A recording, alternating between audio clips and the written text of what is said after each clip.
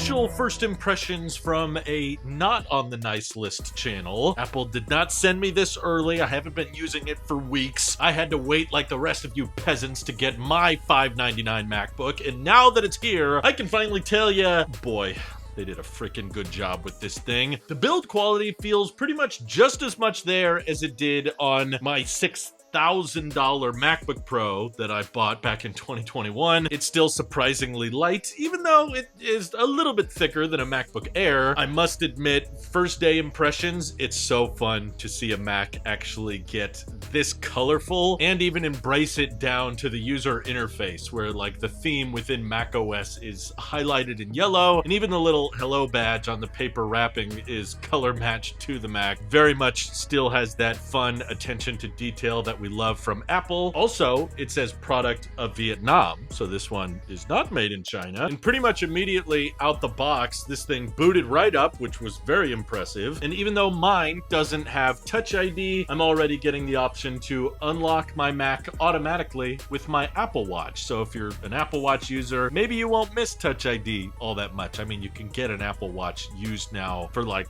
$50. I don't even have a recent one. I'm still rocking a Series 5, and that option still exists. Maybe it doesn't work as well for kids in class. They may not all have Apple Watches, but some of them do. It's actually kind of weird. But the only difference in build quality I have to say is noticeable out the gate is there's slightly more give in the middle of the keyboard area, and the trackpad, of course, is now physical instead of haptic. So it feels very similar to that like Magic keyboard case trackpad that you would find on an iPad, which I just can't stop thinking about iPads with this thing. With the super thin display lid and the rounded chassis, and again, an A series chip in this thing. Basically the same CPU as my iPhone is now powering this Mac, and I just feel so validated with all of my previous requests. Like, yes, you can run macOS on an A series chip. This is proof of it, and so far at least, it still feels very responsive and snappy, and I very much feel like Apple has redefined the value market in regards to what you can get for a $599 laptop. Before, if I talked to anyone that was interested in like, I want to buy a laptop of some kind, but I don't want to spend more than $599, I had a very low opinion of the options available on the market. But this just completely changes all of that, even if there's some slight compromises with, you know, speaker quality just being down here now. No more MagSafe. You don't even get USB 3 on this end, but look at your port options on other $599 laptops. They're not much better, and frankly, those laptops are not running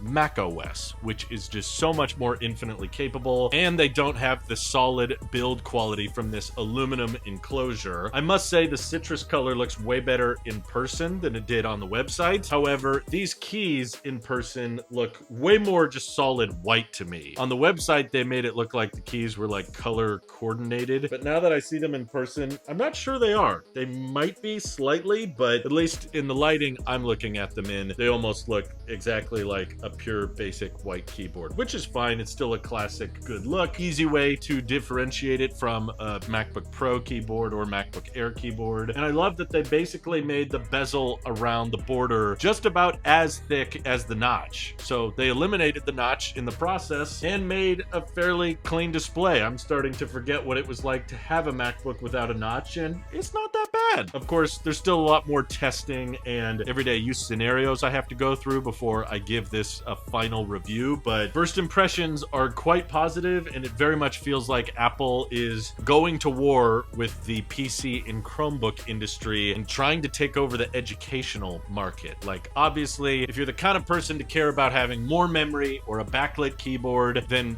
this is obviously not the kind of Mac you should be considering. And yes, I would highly recommend a refurbished or secondhand MacBook Air. You can find those for $799, not too much more than this, but keep in mind, educational institutions or universities, that kind of thing, when they're buying up laptops in bulk, they can't go on eBay or Amazon and buy up a bunch of renewed, refurbished, secondhand laptops. They have to buy new from Apple in bulk, and this just became one heck of a good alternative to a bunch of Chromebooks or PC laptops out there, not to mention substantially cheaper than the MacBook Airs that they would have had to buy previously if they were just looking for Word documents and web browsing, which frankly is a lot of laptop users these days. So if anything, I'm worried they made this thing too good, and they're probably gonna cannibalize the MacBook Air demographic quite a bit. I think that still might be the better option for individuals, but any company or institution that is buying in bulk, I absolutely think this is going to be way more considerable as an option now. And even for individuals, I know a ton of people that were just like, I want a Mac, I want to use it for like writing and internet browsing. I don't need anything fancy. I just want the cheapest possible MacBook I can get. And before, those people may have been buying MacBook Airs, but now